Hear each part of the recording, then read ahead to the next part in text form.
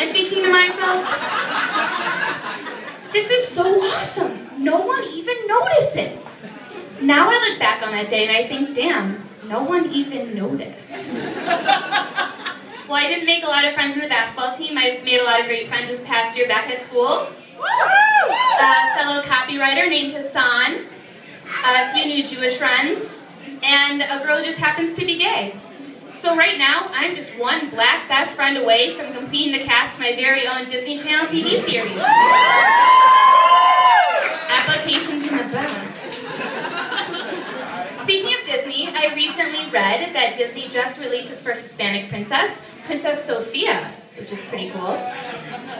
Although people are upset because she has fair skin and blue eyes, an inaccurate portrayal of the ethnicity. But what's mostly so shocking is that all of Disney's talking mirrors, mermaids, and fairy godmothers have all been portrayed so realistically. Like all people who hate themselves, I belong to a gym. I go to these things called spin classes, where you sit in a gym classroom and you work your ass off. However, you don't actually go anywhere. And when they tell you you're done, you realize you didn't move forward at all. Kind of reminds me of this other school I go to.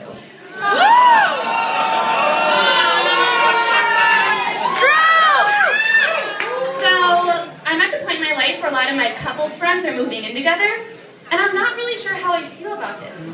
Because I think I'm more traditional in the fact that I believe when a man and woman truly love each other, they don't want to get caught cheating. If I lived with my said boyfriend, how would I maintain all of my affairs? I gave up having sex in cars after senior prom, and I quit having sex in public bathrooms about, what do you say, Connor, about 10, 15 minutes ago?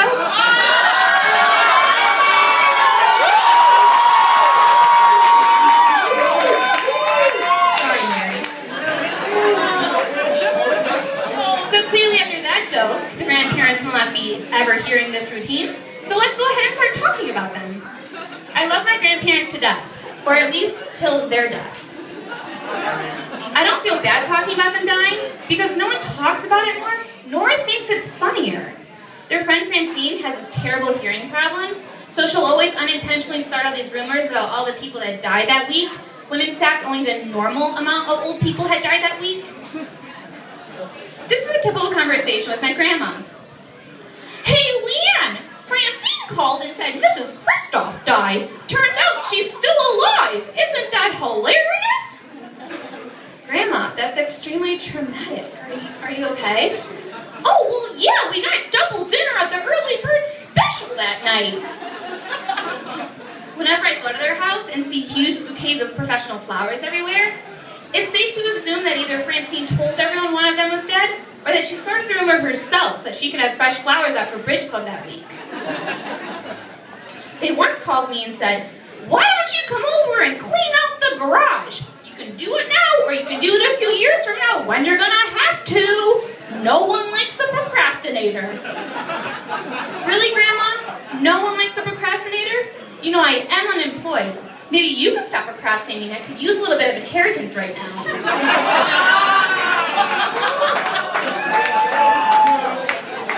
So like I said, I'm unemployed, single, and in my early 20s. Applications in the back. Woo!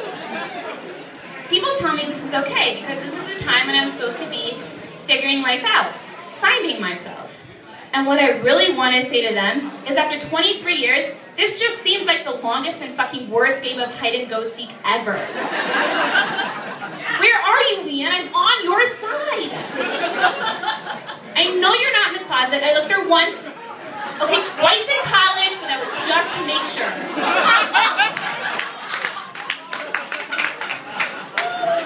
So during this past election, I watched a lot of news, but now that it's over, I'm back to normal, don't give a fuck. But I did hear that Bill O'Reilly said after the election that Obama only won because people like their stuff. They want their free stuff, and Obama's gonna give it to them. Well, even besides the fact that Obama was seen shooting pure gold out of t-shirt guns after all of his rallies, Mr. O'Reilly's right. Because these next 4 years are going to...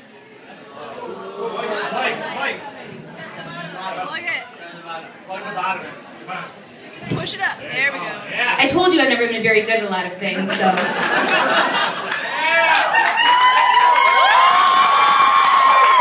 You're great at this. Mr. O'Reilly's right. These next 4 years are going to be like an episode of Oprah, except they'll be called Obama's favorite things. After his inaugural speech, Obama plans on shouting, "And you're all going on with healthcare. You're going to get healthcare. You're going to get healthcare. Do you know what goes best with healthcare? Marriage equality."